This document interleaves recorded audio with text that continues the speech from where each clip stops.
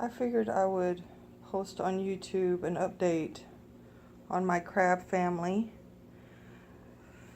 Had some recent events. I haven't done anything on YouTube in a while because honestly I wasn't sure if I was going to keep on posting on YouTube, but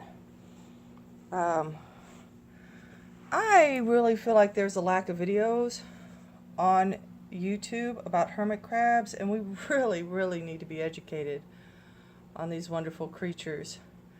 Anybody who has any answers for my dilemmas that I've had recently, please let me know. I will ask my son how to do that, my 13-year-old. He's the one that actually posts these videos for me. Anyway, first of all, my crab family was a family of 6, and now it's a family of 5. I don't know any other way to say this. They ate the smallest one. I mean, I'm pretty good at feeding them and everything, but I'm pretty sure he went into molting in the tank and I didn't pull him out when I should have. And now he's gone. So, they're cannibals. And that's pretty disappointing because I love these little creatures. But when they molt, they apparently put out a scent that is irresistible. They're vulnerable, and they actually eat their own old shell when it comes off. So that is their nutrient. So whenever they're in that process, that smell that they put out is vulnerable to the other crabs. So first of all, what you have here is, he used to be Ted, but I've named her Ta-da. So Ta-da is a female. How do I know that? Well, she recently came out because I don't know how to check. I mean, I've seen videos on how to check, but it just seems so doggone hard. Anyway, she recently went into molting, and she was in my molting tank for about 2 months, and I took her out, and I put her, I normally, when I take them out, I bathe them to get the scent off of them and let them walk around for a while, and then slowly introduce the other crabs back to see how they're going to react to each other. These ones are being so stubborn over here. Okay, there's Grandma, which is probably a dude. But anyway, I put them together to see how they're going to respond. And I thought that they were okay with each other. But yesterday, and I guess I could have videotaped this, it sure would have been interesting for you guys to see, but I was too busy freaking out. Both of them, both Grandma and Fred, which is being very stubborn and not wanting to let go of the little netting there, and Fred attacked.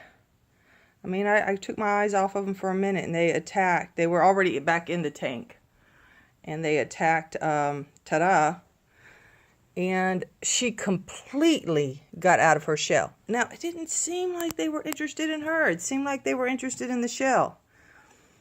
But in the process of her being completely out of the shell, I cannot tell you how much that freaked me out. I immediately started spraying moisture, and with my water bottle, started spraying moisture because I know that they have gills, they don't have lungs. And so I just started spraying all over. Let's see what's going on here. Anyway, I saw what really looked like an egg sac.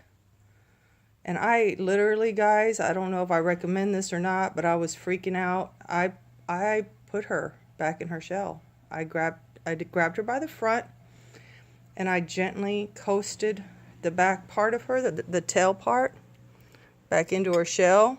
And I feel like I got very lucky that she's still alive. And I will not put her back in there until I know they're going to play nice together. And it doesn't seem like she's defending herself right now.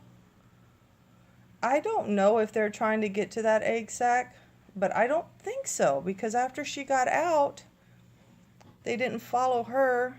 They stayed with the empty shell. So the shell is coveted? I guess. But I gotta tell you, before she went into molting, she was the bully. She was definitely, I don't know if they have alphas, but she was the alpha. um, anyway, so the egg, so-called, I'm assuming that it's an egg sac that's inside of her right now, is not bulging out like on the pictures that I've seen. It seems to be very much inside of her. It's gray. It's not pink. And you can't see it once. Like, it's not coming out at all. Like, now that she's back inside her shell, you can't even tell that there's eggs in there. But those had to be eggs. They look just like eggs. A whole bunch of them. Anyway, guess I wanted to give you guys an update on what's going on with my crab family. And I do have two that are molting. Grandpa's in there molting, and Ted's in here molting. So you guys, if you do have, he's down there. Let me see. Can you see him? Yeah, you can see him right here on the side here. Let me back up here a little bit, or zoom out or something. I'll put it down. Anyway, if you do have, there you go. You can see him. He's buried below some very moist. This is just the coconut shaving eco dirt. I buy the kind that's compact and that you have to put moisture in to make big, because they like moisture. So anyway, if you do have any that are molting, please separate them if you can, or try to protect them.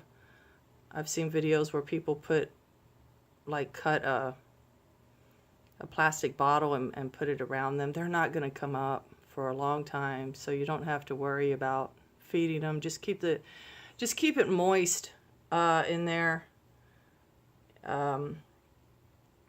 They have all the nutrients they need because they're going to eat their own shell. Look, even crabs like crab. Haha.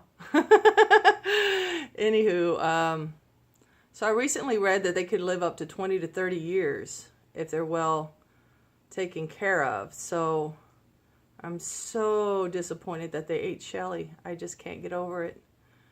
Anywho, that's what's going on with my crab family. Bye.